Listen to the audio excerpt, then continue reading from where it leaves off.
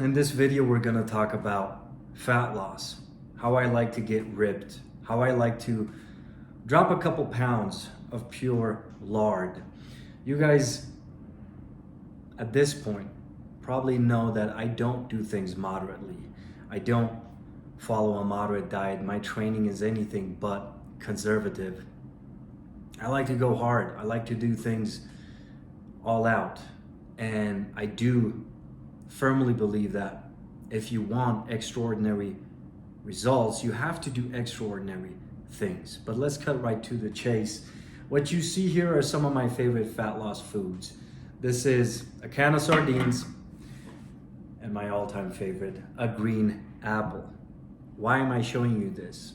Because this is what I'm gonna have today to break my fast and to sustain me until dinner time. You guys know I'm a huge fan of fasting.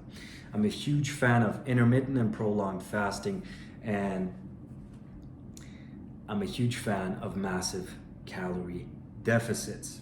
So this week, what yours truly is gonna do is 5 days of death calories, rock bottom calories, what the science field, what the pros call protein sparing modified fast. Basically, we're gonna eat protein with trace amounts of fats and carbohydrates. That's right, there's carbs in the apple and there's some fats of the good kinds in the sardines, but this is gonna be how we break our fast. We're gonna make sure to stay under 1,200 calories for the week and above 100 grams of protein every day, preferably above 120 grams. So we're gonna do this for 5 days back to back this week.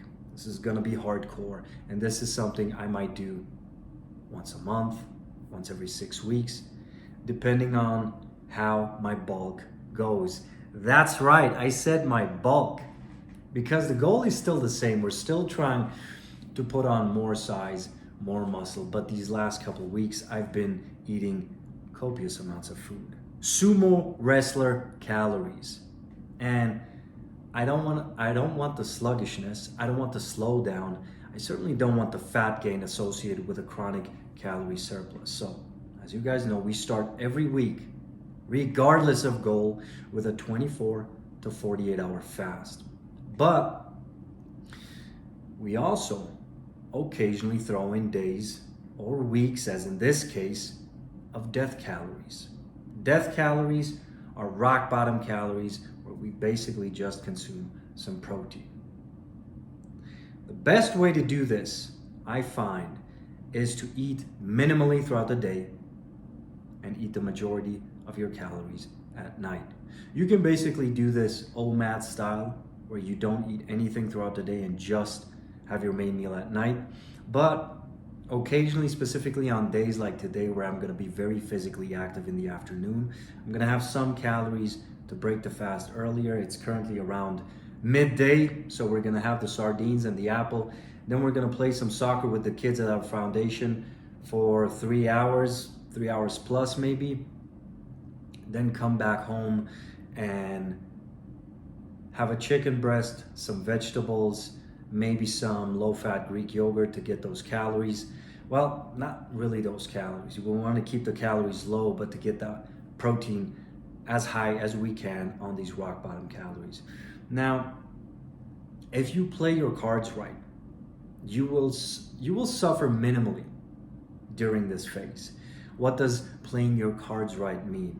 Black coffee and salt water or electrolytes are your best friends during a massive calorie deficit. They're also your best friends when you're doing prolonged fasting, which I might incorporate this week as well. So one of these 5 rock bottom calorie days might actually be a full-blown water fast. But during these water fasts, I make sure to add some salt water, as in just water with a pinch of rock salt or sea salt, in order to get my electrolytes in. Now, you can use electrolyte powders if you like to do that. Those are just hopelessly overpriced, and they basically do the same thing as some simple, high quality rock salt. You do that, you add 1 to 2 Depending on your tolerance, 3 cups of black coffee during those fasting days or during your low calorie days, you're gonna have all the energy you need. Strength in the gym shouldn't suffer. Energy throughout your days shouldn't suffer too much. Stay hydrated, like I said, keep that salt water coming and drink some black coffee. You should have all the energy you need to get the things done that you have to get done. But let me also say this. I can get away with these extremely low calorie diets because I'm only doing them for very short periods. I can get away with prolonged fasting for 48, 72 hours on a regular basis because my habitual diet is very high in calories. I do not recommend you do anything like this long term. I'm keeping this to 5 days for this 1 week. The next week, I'll be in a surplus for the majority of the week. The week after that, the same. So my habitual intake of calories is high. My habitual daily diet is very liberal. I eat the things that I want in the amounts that I want. Now, as I say that, I still follow a protocol where throughout the day, I keep my food intake to the bare essentials. Some protein and carbs, even on high calorie days. I found that whenever I break my fast, whenever I have a big meal early in the day, whether that's breakfast or lunch, I just slow down considerably. So I keep my calories down even on days where I consume in excess of 4,000 calories. I might get to my dinner meal only having consumed 5, 6, 700 calories. This is where I feel my best, whether I'm cutting or I'm bulking. All right, so eating minimally throughout the day, eating maximally at night. It's actually the opposite of what so-called experts are telling you to do. But once you try this for yourself, you will notice that you have higher energy, more stable energy levels throughout your days. You will feel stronger physically because you're leveraging cortisol, you're leveraging your stress hormones in order to produce energy, in order to maximize your output in, and much more importantly, outside the gym. So this is how we do it. Keeping food intake to a necessary minimum throughout the day, loading up at night. Never to the point, however, where sleep quality suffers. So I can eat 3,000, 3,500 calories within an hour without batting an eye. But if I exceed that, my sleep quality suffers. So I make sure to do that and to finish eating like 2 hours, at least an hour before bed. And then I will still get some activity in that hour before I sleep. So some horizontal gymnastics. No, I didn't say that. I did not say that. Or I'll be going for a walk in the neighborhood, or I'll do some, push-ups and squats. I like to do those with my wife, actually. We like to finish our days with a quick body weight workout of 5 to 10, 15 minutes, where we just get the blood pumping, we lower our blood sugar response to the meal we just consumed, and we prepare our bodies for sleep. That's right, because it's not high intensity or anything. It's just to get the body moving, get that circulation going, and then initiating sleep. Guys, this is it. If you're gonna drop fat, if you have a good amount of lard to cut, do it hard. Don't play the moderate game of cutting 200 to 300 calories every day and then dragging that process out for months on end. That's misery. And you're gonna lose metabolic function regardless. You're gonna lose muscle regardless if you overstay your welcome in the deficit. By keeping those deficit days very infrequent and not doing too many low calorie days back to back, you can minimize the metabolic slowdown and you can avoid the muscle loss of a diet. So it's actually the opposite, again, of what so-called experts are telling you. You want to go harder when you're dieting, but you do not want to stay there for weeks and months on end. 5 days, up to 10 days of rock bottom calories, tops if you're going to do them back to back, and only if you're really heavy. Now, I can do 5 days back to back because I'm a G. I don't care about the discomfort. I don't care if at some point my energy will be dipping somewhat. I don't care if my sleep will not be as sound and if I might wake up a couple times throughout the night because my calories are so low and my body's literally eating itself in order to survive. It's just 5 days. I'm playing by the rules, and I understand fat loss, muscle gain, physical transformation is all in the mind. This is a mind game more than anything. It's not about calories. It's not about the steps you get in, your activity levels, the reps you get in at the gym. Those are all semantics. It's up here. It's a decision in your mind. You say to yourself, I'm gonna do this. And you do it, you follow through with it.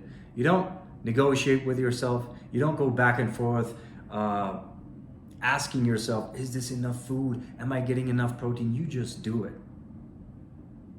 You stop micromanaging. You stop self-sabotaging. You just do it.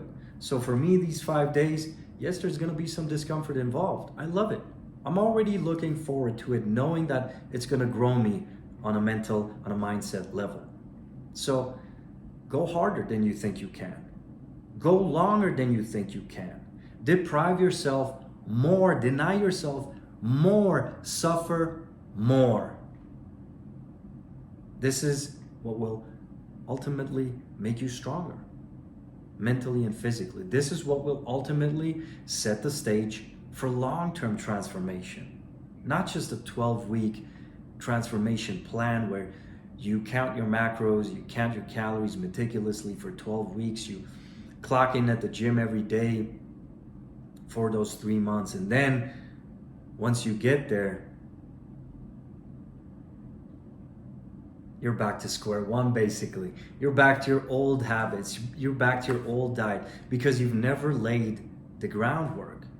You've never made yourself mentally strong enough to endure this to the end. Bro, if somebody told me I couldn't eat for 30 days, I would have to fast for 30 days, it would be the easiest thing for me in the world to do. Why? I've already conditioned myself to do these things multiple times over.